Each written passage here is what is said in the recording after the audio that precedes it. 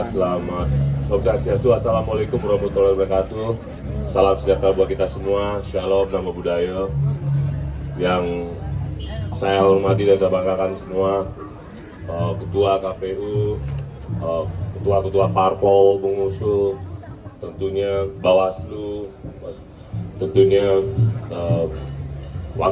calon wakil gubernur, Pak Kanda, Ketua Agus Ratnyano, dan istri, dan juga istri saya, dan semua saudara-saudara yang menemani, mengantarkan kami mendaftar ke KPU, serta awak media.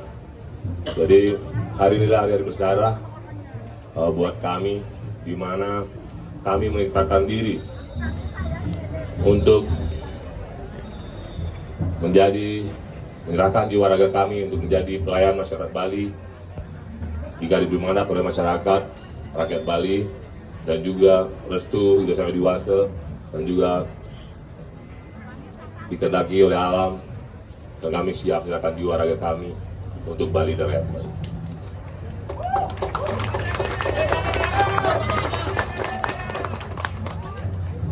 Silakan, kami tidak terlalu banyak bicara, silakan sempat untuk rekan media untuk bertanya. Silakan. Ya. Tadi untuk di Koalisi Indonesia Maju plus Bali ini kan tidak linear untuk di tingkat kabupaten kota, ada banyak yang berbeda dan ada juga yang mengusung sendiri. Apa ini menjadi tantangan untuk memenangkan Pak D sendiri? Apa ada kesulitan mungkin Pak D untuk menyelaraskan itu? Kemudian yang kedua, untuk paslon yang pertama daftar tadi, mereka ingin mengikuti arahan KPU untuk green election, bahkan menginstruksikan untuk penurunan baliho yang sudah ada. Kira-kira dari Pak D seperti apa? Apalagi baliho Pak D juga banyak di jalan. Terima kasih. Yang pertama, untuk Kim Plus kita solid, dan tentunya ketua-ketua partai semua di sini ada. Benar solid nggak? Jadi kalau di perbedaan di kabupaten kota itu dinamika politik namanya ya. Jadi kita juga tidak bisa memaksakan harus begini harus begitu. Yang pasti semuanya berjalan dengan baik, dan tentunya semuanya satu kata, satu tekad, dan satu tujuan, memenangkan Mulia Pas untuk Gubernur Bali dan Wakil Gubernur Bali. Dan untuk himbauan KPU, tentunya kami berdua dengan kakak kami, apa himbauan KPU kami tentunya akan ikuti dan akan lakukan, karena bagaimanapun menjaga kebersihan atau menjaga lingkungan itu adalah bagian dari salah satu visi dan misi kami. Terima kasih.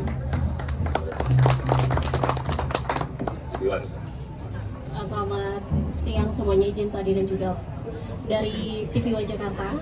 Izin mau nanya mengenai isu Bali, mungkin apakah ada kebijakan atau inovasi baru soal bisnis turis ilegal dan juga soal kemacetan di Bali? Dan satu lagi, apakah ada titipan atau tugas khusus mungkin dari Pak Prabowo sebagai presiden terpilih, terlebih juga Pak D sebagai TKD di Bali sendiri? Terima kasih. Tentunya apa yang menjadi pertanyaan Mbak sudah kita diskusikan sebelum kami diizinkan oleh Tuhan dan direstui oleh alam, kita bisa berpasangan dan menjadi partner ya. Bukan Gubernur Bali dan tapi partner kami untuk menjadi pelayan masyarakat Bali. Jadi semua yang saya sampaikan itu sudah termasuk dalam visi dan misi kami. Kemacetan, sampah, dan namanya manajemen urban, pengelolaan urban, bagaimana urban itu menjadi aset bukan menjadi beban, itu sudah kami diskusikan dan kami akan sampaikan lewat visi dan misi. Dan tentunya Bapak Prabowo Subianto sangat berharap, sangat memberikan kami restu, memberikan kami juga support, memberikan juga kami pesan, yaitu yang pertama hal yang simpel. Satu, jaga adat istiadat dan budaya Bali. Dua, jaga kelestarian alam Bali.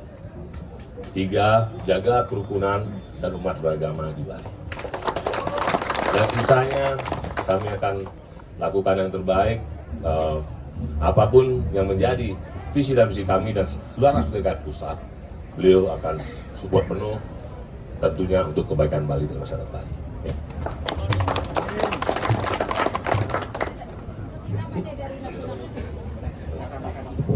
Pak D, saya Tika dari sebentar, saya tambahkan sedikit saja. Jadi saya sama Madi itu merasa ada chemistry yang cukup kuat untuk membangun Bali. Ada ruang fiskal yang cukup nanti ke depan karena Pak Prabowo langsung linear dengan Gubernur Bali, dan kita tinggal mendiskusikan secara komprehensif persoalan Bali ke depan ya. Kami tidak ahli, tapi kami akan mendiskusikan bersama, mencari solusi yang komprehensif berbasis tentu kemasyarakatan, karena kami yakini ruang fiskal itu akan benar-benar Pak Prabowo sayang sekali sama Bali. Terima kasih. Pak De, saya Tika dari nationalexpos.go.id. Pak De, saya mau tanya terkait dengan ini kan melawan petahana, Pak De. Lawan. Ya, artinya bersaing. Berkompetisi. Iya, ini berkompetisi dengan petahana. Nah, saya mau tanya, ada nggak target, berapa mungkin target yang akan dicapai, dan juga program yang akan Pak De lakukan nanti pada saat menjadi Gubernur Bali? Terima kasih. Target kami kan tentunya menang ya. Menang atas izin Ijazah Wiwase dan restui oleh beliau, dan juga kehendak alam. Tentunya masyarakat semua ya, kalau menghendaki kami menang harus menang, benar nggak? Tapi kami tidak muluk-muluk, sekian persen kami pokoknya targetnya harus menang. Menang kenapa? Untuk kepentingan rakyat Bali dan masyarakat Bali. Bukan untuk kepentingan kami, bukan untuk kepentingan kelompok kami, bukan untuk kepentingan apalagi untuk pribadi kami. Jadi semuanya total untuk rakyat Bali dan masyarakat. Jadi tentunya yang seperti yang tadi kami sampaikan, bahwa jika kami diberi mandat oleh rakyat dan direstui oleh Yang Wiwase, tentunya kami akan membuat Bali ini maju, cerdas, berbudaya, dan berkelanjutan. Oke. Jadi secara detailnya kami akan sampaikan nanti. Izin Pak Cagup, saya cek kurikulum Bapak masih 43 tahun ternyata Pak ya. Terima kasih, saya milenial. 4 di usia 43 tahun sudah mendapatkan kesempatan bersama Bapak Putu Agus Suratnyana yang 61 tahun ya. Nah ini kan senioritas banget ya. Itu bagaimana mungkin perasaan Pak D di usia 43 tahun sudah mendapatkan kesempatan untuk menjadi calon Gubernur Bali, bahkan mungkin terpilih nanti di Pilgub 2024 ini.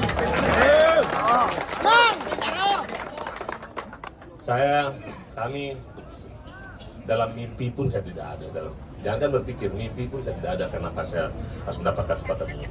Ini adalah sebuah amanah, ini adalah sebuah tanggung jawab, bukan hanya dari Pak Prabowo Subianto, tapi juga kepada ketua-ketua parpol pengusung juga.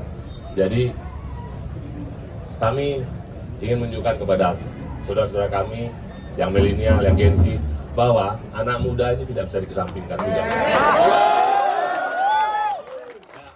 Anak muda ini memang mungkin belum punya pengalaman, tapi kalau diberikan pengalaman, kami akan bisa melakukan yang lebih baik. Jadi saya dan kakak saya, Pak Agus, kami sampaikan, kalau Pak Agus, saya tidak ada etika kalau saya menyampaikan harus berkenan jadi wakil saya, tetapi beliau yang punya. Saya tahu Made malu, Made sungkan, saya tahu apa beliau akan mendampingkan, tapi dengan syarat kita bekerja untuk Bali dan rakyat Bali. Jadi siap. Jadi kami adalah partner kami dalam melayani rakyat Bali dan masyarakat Bali. Oke, terima kasih Gubernur milenial nanti. Terima kasih. Izin Pak De izin, saya Rizky dari Detik mau tanya soal program dari kemarin kan kampanye Pak Prabowo dan Gibran kan terkait pembangunan Bandara Bali Utara. Nah, apakah ini pasangan ini akan memprogramkan lagi untuk pembangunan Bandara Bali Utara yang mana infrastruktur di sana juga masih belum terjangkau, dan itu juga menyangkut ketimpangan pariwisata yang ada di Bali, begitu Pak? Terima kasih Rizky. Maka dari itu kami banyak diskusi dengan beliau, dan beliau mau mendampingkan. Rencananya harusnya beliau yang nomor satu. Ya, tapi ya karena alam lain, dan beliau dengan ikhlas dan beliau dengan kerendahan hati, beliau berkenan mendampingi saya. Dan itu salah satu faktor utama kenapa beliau berkenan, ya adalah mewujudkan Bandara Bali Utara. Ya, memang dulu dipakai jargon politik, tetapi sekarang De Gajah dan PAS datang untuk merealisasikannya. Ya. Jadi memang banyak proses, semuanya proses. Untuk tidak ojok-ojok harus bangun Bali Utara, tidak. Memang semua perlu proses dan harus ada akses ke sana. Dan sekarang kan sudah mulai MRT yang sudah dibangun, yang akan sudah dibangun September ini ngeruak ya. Itu sudah ada etap yang tahap 1, ada yang ke Canggu, ada yang ke Nusa Dua, tahap 3 yang ke Sanur, dan tahap 4 yang ada ke Ubud. Nah dari situ kan tinggal di mana letak bandaranya, tinggal menambahkan aja lagi. Menuju Buleleng. Nah itu secara kasarnya. Secara teknisnya kita akan berdiskusi dengan teknokrat Bali atau SDM Bali yang mempunyai wawasan atau ahli di bidangnya untuk mewujudkan hal tersebut. Dan peduli terhadap Bali ya. Jadi itu bukan jargon politik, itu kami datang untuk merealisasikannya. Mungkin Pak Cawagup bisa menambahkan bagaimana kondisi masyarakat Buleleng sekarang, apakah menerima adanya program Bandara Bali Utara itu? Persoalan ketimpangan kesejahteraan di Bali sebenarnya persoalannya aksesibilitas. Ya. Aksesibilitas kalau kita lihat Bali itu di tengahnya gunung, jadi sulit sekali kita mengakses Bali Utara itu dalam tempo yang cepat. Tetapi seandainya ada bandara, dan itu penting juga karena kapasitas juga Bandara Ngurah Rai sudah cukup kredit ya. Ini sangat penting secara menyeluruh Bali, bukan hanya Buleleng, Karangasem dan sekitarnya, tapi ini penting untuk kemajuan dan pemerataan kesejahteraan di seluruh Bali. Satu lagi Pak De, izin satu lagi Pak De. Kalau Pak Prabowo kemarin kampanye di Pilpres kan goyang gemoy, apa nanti ada ikon khusus Pak untuk? Kita drama aja, ngalir drama ya.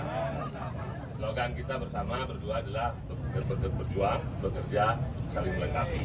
Nah, dan kita Demogi gubernurnya mokoh-mokoh, rakyatnya gemuk.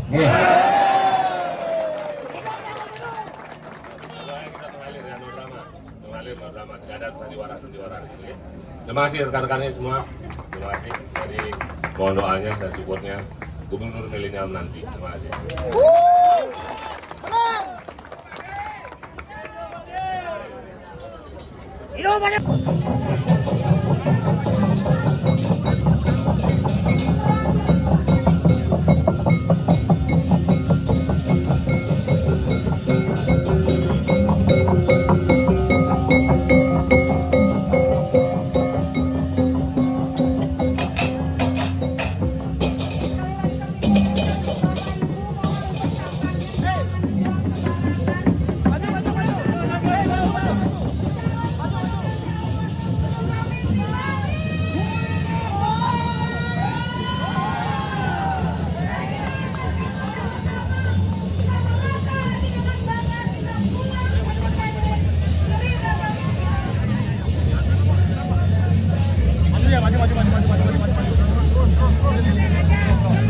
Semuanya saling menjaga satu sama lain. Banyak yang terdapat dari pasangan calon. Kita usung pada siang hari ini. Dengan calon